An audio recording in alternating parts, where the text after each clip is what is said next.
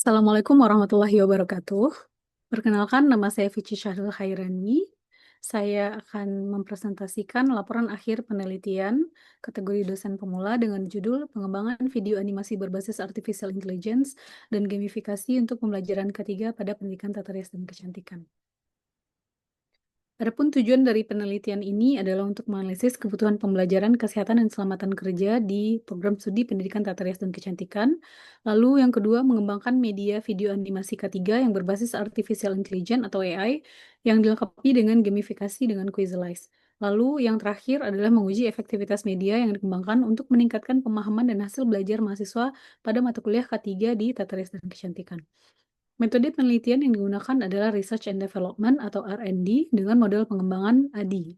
Yang pertama ada menganalisis kebutuhan media, lalu mendesain dengan merancang storyboard video, materi, dan soal-soal kuis untuk gamifikasi, development, membangun produk berupa 9 video animasi kesehatan keselamatan kerja, dengan integrasi AI dan gamifikasi kuis, lalu implementation, melakukan validasi ahli, media dan materi, uji coba terbatas, praktikalitas, dan uji efektivitas, lalu evaluasi dengan mengevaluasi media berdasarkan hasil validasi dan uji coba serta melakukan revisi.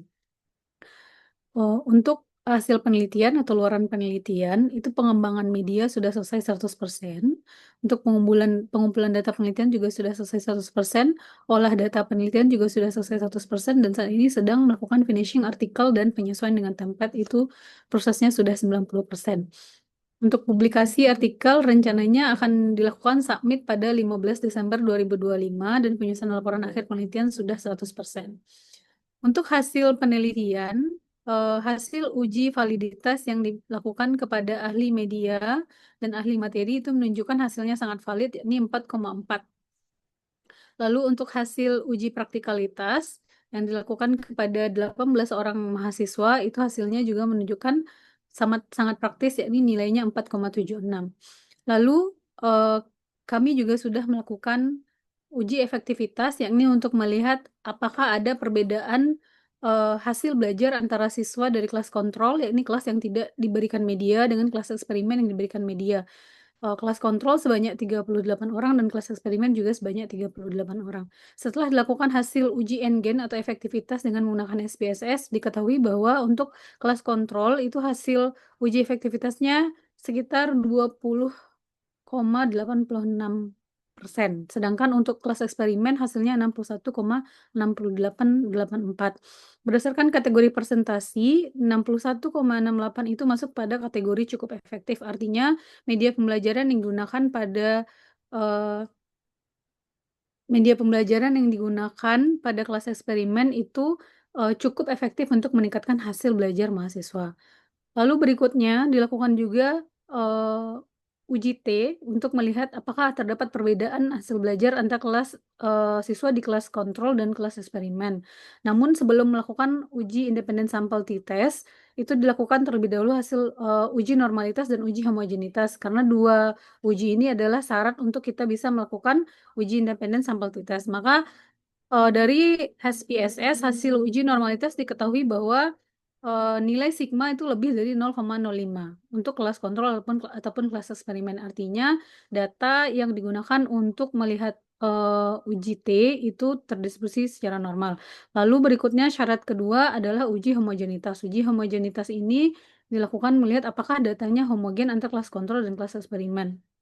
Dari sini juga diketahui bahwa data juga homogen. Nah, selanjutnya uji yang dilakukan adalah uji independen sampel t-test. Di sini diketahui hasilnya adalah 0,000 pada sig to tail-nya. Artinya, jika nilai sigma to tail kecil dari 0,05, artinya dapat disimpulkan bahwa terdapat perbedaan hasil belajar antara siswa di kelas kontrol dan kelas eksperimen. Artinya, bahwa media pembelajaran yang dikembangkan, video pembelajaran yang berbasis AI ini cukup efektif dan terdapat perbedaan dalam hasil belajar mahasiswa tata rias dan kecantikan pada mata kuliah kesehatan dan keselamatan kerja. Untuk progres penyelesaian luaran, ini sedikit lagi sudah 90%, tinggal penyempurnaan antara daftar pustaka, template, dan lain sebagainya yang insya Allah akan disubmit pada 15 Desember 2025 pada eh, Jurnal Media Publikasi Promosi Kesehatan Indonesia. Ini adalah Scopus Q4. eh, Untuk media pembelajaran yang hasilkan kurang lebih tampilannya seperti ini, untuk kuisnya seperti ini. Lalu peran mitra ini dekan dan kepala departemen sangat mendukung sekali untuk penelitian ini.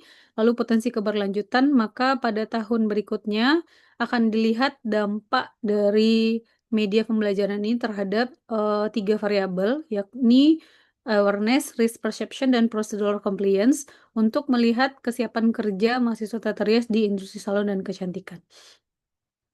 Untuk serapan dana penelitian sudah terserap semuanya 100%. Sekian presentasi dari saya. Saya cukupkan. Assalamualaikum warahmatullahi wabarakatuh.